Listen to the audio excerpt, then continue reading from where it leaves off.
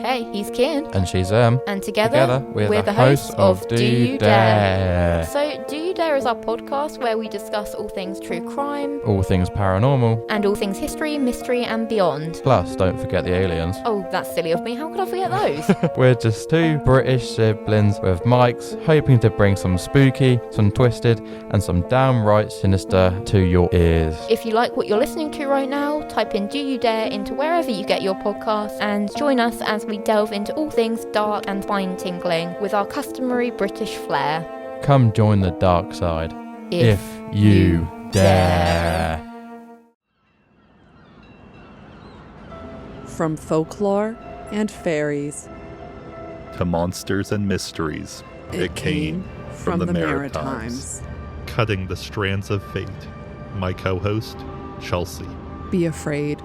Be very afraid. It's my co-host, Evan. Howdy, everyone. Welcome to It Came From The Maritimes. Today's topic is the hexed harbor crossing known as the Halifax Bridge Curse. As a warning, this episode discusses violence and death, in particular murder and possible suicide. If you have been to Halifax, you likely know the Angus L. Macdonald Bridge, or maybe the Old Bridge. I have to comment on that because it's so funny because we grew up calling the Macdonald Bridge the Old Bridge and the McKay Bridge the New Bridge. But when I say the Old Bridge to people who have moved to Halifax recently, they're like, both bridges are like decades old. I'm like, yeah, but one of them's a bit older, folks.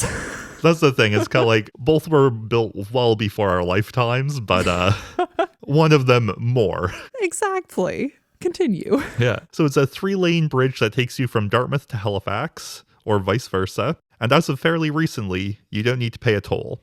But the area has a history that some believe may leave the Macdonald Bridge in danger of failing. A long time ago, there was a Mi'kmaq woman who lived in the area that we now know as Tufts Cove, though at the time it was likely known by the Mi'kmaq name of Turtle Grove. For those in the area, this is where the 3 large red and white smokestacks reside in Dartmouth. The Mi'kmaq woman was betrothed to the son of a chief and was set to soon be married. Despite this, she fell for a British sailor, and as their wedding approached, she fell deeper and deeper for the sailor. On the eve of the wedding, the sailor wooed her away, and they had plans to escape on his rowboat and get to his ship. The chief's son saw them on their way to the boat and followed them, armed with a hatchet. As they approached the boat, the chief's son attacked. Versions of the story differ. Some say that the chief's son attacked his future wife, while others say that he went to attack the sailor, and the woman jumped in front of him. Either way, the woman was hit, and it is said that the hatchet cut her heart in half, killing her before she hit the ground. The sailor ran to his rowboat and got away, not even looking back to see if the woman lived or died. What a jerk. Honestly, though. The chief's son at first tried to throw his hatchet at the sailor. Upon missing, he tried swimming after him, but the water was rough and he was unable to catch up. Some say that the waves overtook the chief's son, while others say he realized what he had just done and drowned himself in guilt from having killed his beloved. Either way, the chief's son drowned. As all of this was happening, the chief was watching and saw the sailor return to his boat, not a care for what had just happened to those he ran away from. The chief was stricken with grief, but in his dying breath said the following: first in a storm, second in silence, third in death. At the time, this didn't necessarily have a meaning, but is believed to have either been a premonition or a curse on any bridge that was made to cross the harbor. Some say that the curse was directed at white people in general, and that just happened to be directed at the bridges there, but that's a little bit more kind of just people adding some meaning based on what I've seen. My goodness, what a heartbreaking tale. You can see why curses are happening there. Right, that's it. There's a lot of bad guys in that story, but it's just kind of sad all around. Oh, it is. With that, the first bridge built there was built in 1884 by Intercolonial Railway. This bridge was wood and was supported by boulders at the shore. It was designed to allow the bridge to swing so ships could get through to the inner harbor. It's hard to not judge it by modern standards, but it seems like even based on standards at the time, it was a pretty bad bridge. Yeah, I feel like the idea of it swinging to allow the boats to get through, Yeah, it's questionable. On September 7th, 1891, a storm happened which destroyed the bridge, and it stopped rail cars from moving across the harbor. There were no known injuries from the bridge falling, but it was true that, as predicted, the first was in a storm. Oh my goodness, I have chills. Yeah, so we've seen the first bridge go. And then later, a second bridge was built on the rubble of the previous, and seems like it was pretty hastily built and was even weaker than the first bridge. Yeah, I'm no architect, but even I know that I feel like you're not supposed to just build on the rubble of a previous fallen structure. That's the thing. It seems that they tried to sink the beams into the same holes that they had the previous ones in, but they didn't do that properly, so it wasn't even properly stabilized. No good. Unsurprisingly, on July 24th, 1893, on the second bridge, there was a coal train crossing, and as that happened, part of the bridge simply slid out from the boulder base on the sides. My understanding is that it basically just slid right out from the rocks that were holding it and just kind of right into the water. Oh my gosh. Due to the high tide at the time, the bridge basically just floated away. That's where the second in silence seems to hold true, in that it wasn't a big thing that happened, no big crashes, it just kind of slid away, floated away.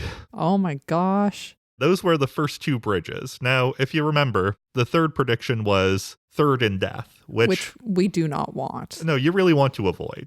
So the third bridge that was there came much later. After the end of World War II, a lot of large infrastructure projects began. One of those was the Angus L. Macdonald Bridge. Angus L. Macdonald was the Premier of Nova Scotia at the time of starting construction in November of 1945, and died 1 year before the bridge was opened in April of 1955. It was easy to blame the previous bridge's problems on poor construction, but either way, some of the people around remembered the curse, and they were worried that the third, which claimed it would end in death, would come true. They consulted Mi'kmaq elders, and the self-proclaimed chief of friendship, James Paul, danced across the bridge as his companions sang and chanted with him in a ceremony to counteract the curse.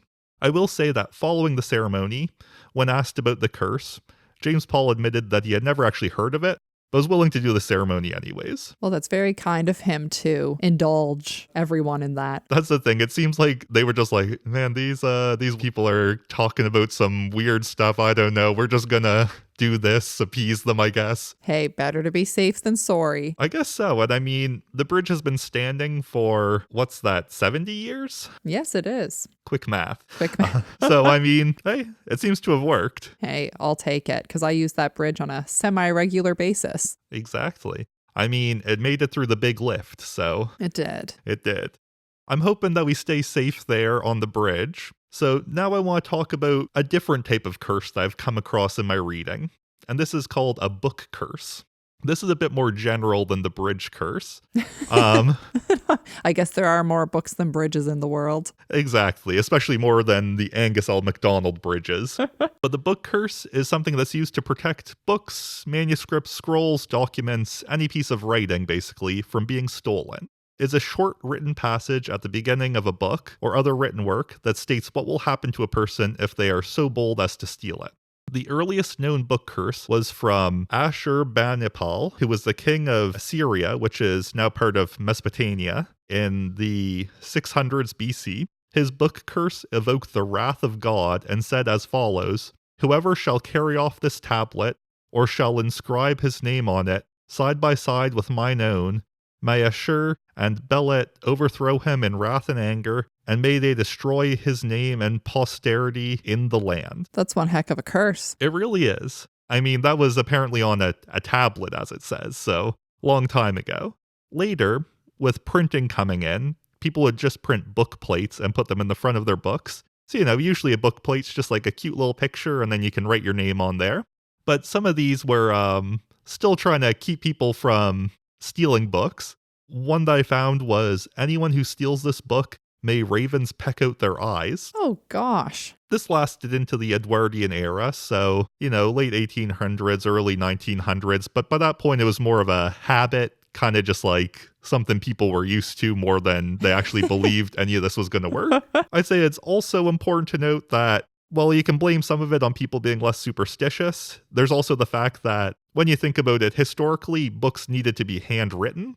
So they were a lot more valuable because you couldn't just print out a new one. Whereas with the invention of the printing press, it was a lot easier to just print out a book. Very true. With that being said, some of the ones that you find are still pretty brutal. Another one that I found was, if anyone take away this book, let him die the death, let him be fried in a pan, let the falling sickness and fever seize him, let him be broken on the wheel and hanged. Amen. They really did not want that book getting messed with. They really didn't. I'm thinking maybe I should put some of these on the start of my Google Docs to make sure no one steals my podcast notes. Hey, these notes are becoming a hot commodity, so Exactly. better be safe. Before we finish up, I have a little quiz for you here, and it's about some different curses through history. I don't know if this is necessarily ones that you'll know the answer to so much as stuff I just want to talk about. It will be a learning opportunity for all of us. Exactly. So, which actor from the 1950s died in a car crash in what is said to be a cursed car? James Dean. Yeah. Easy. I'm just Did you know that? I did, because honestly, I've watched so many documentaries about like cursed movie sets and cursed actors and stuff on Shudder that I feel like that was definitely mentioned in at least one of them. And I think because I read something about Stephen King's book Christine, which is about like Oh, yeah. a car that goes rogue, and that was apparently inspired by that. I just had never heard of it before doing this research. Are you impressed that I knew am. that? I really am. James Dean, who died on September 30th, 1955, at the age of 24, was killed in a crash in his Porsche 550 Spider that he nicknamed Little Bastard when he was struck by an oncoming vehicle.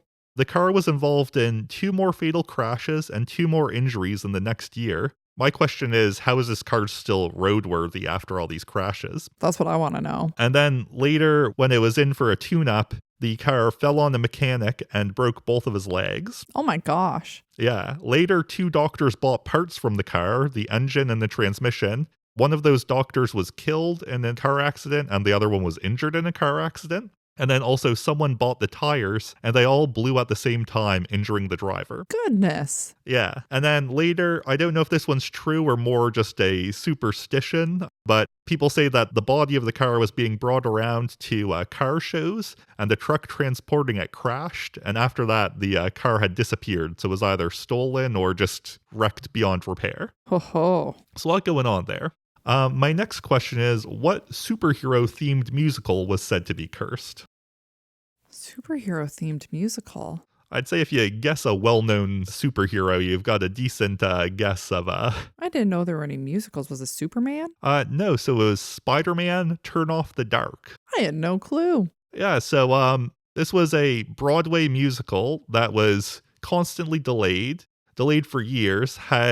They kept on trying to do a bunch of Spider-Man stunts on stage, which turned out to be a bad idea because they kept on injuring people. Fair. So much so that Occupational Health and Safety investigated the production.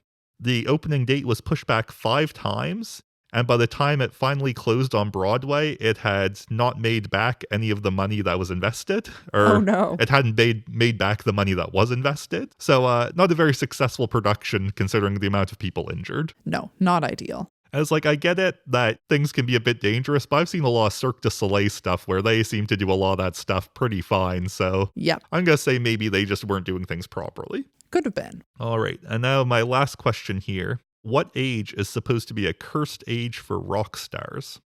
27. Yep. Is that actually it? Yeah. Did you just guess that one? I'm trying to think. I feel like once I was talking to someone and as a joke, they said, like, I'm going to die at 27, like all of the best rock stars or something. So maybe. Maybe. But yeah, so that was the age that Brian Jones of the Rolling Stones, Jimi Hendrix, Janis Joplin, Jim Morrison, Kurt Cobain, and Amy Winehouse died. Oh my goodness. So yeah, apparently not a great age to be a rock star. I'm glad we both made it past that because we're obviously rock stars too. Exactly. Now we know we're safe. Safely in our 30s. Now we can be like some of the other rock stars who, despite living very hard, are living well into their lives. Alrighty. So thank you, Chelsea, for indulging me in that quiz. And anytime. I'm going to say getting the 2 questions that I thought were harder right. And thank you for everyone for joining us in this episode of It Came From The Maritimes. You can find us on social media, on Instagram, Facebook, and TikTok at It Came From The Maritimes, on X and Blue Sky at ICFT Maritimes, and if you have any Atlantic Canada folklore you'd like to see covered in a future episode, or any spooky encounters of your own, please email us at itcamefromthemaritimes@gmail.com. If you enjoy our podcast, please leave us a 5-star review. It helps people find us. And now, we like to end each episode with folklore tip. Nothing too serious, just a bit of fun. Do you have one there for us, Chelsea? Before I share this week's folklore fact, I'd like to remind our listeners that we're on Patreon now. It's a fun way for us to offer bonus content like some of our favorite spooky book recommendations, more detailed information on local haunts we haven't gotten into in our episodes as of yet. We are really hoping to grow this podcast. It's something that we both absolutely love doing, and we would love to be able to offer more bonus content, like additional episodes, as well as start offering some merch. We'd love any little bit of support you can offer while we attempt to grow this as much as we can. So you can find our Patreon at patreon.com/itcamefromthemaritimes. We have a $1.50 and a $5 tier, so we tried to keep everything reasonable. If monthly payments aren't something that you're able to commit to, we did also start a Ko-fi account, KOFI, and that's a way that you can buy us a coffee with a one-time payment to show your love for the podcast. So now for our folklore fact. Never start a task on a Friday that you can't finish that day, or you will never complete it. Good to know. They hopefully won't start any bridge builds on a Friday going forward. Hopefully. Have a good one. Thanks for listening.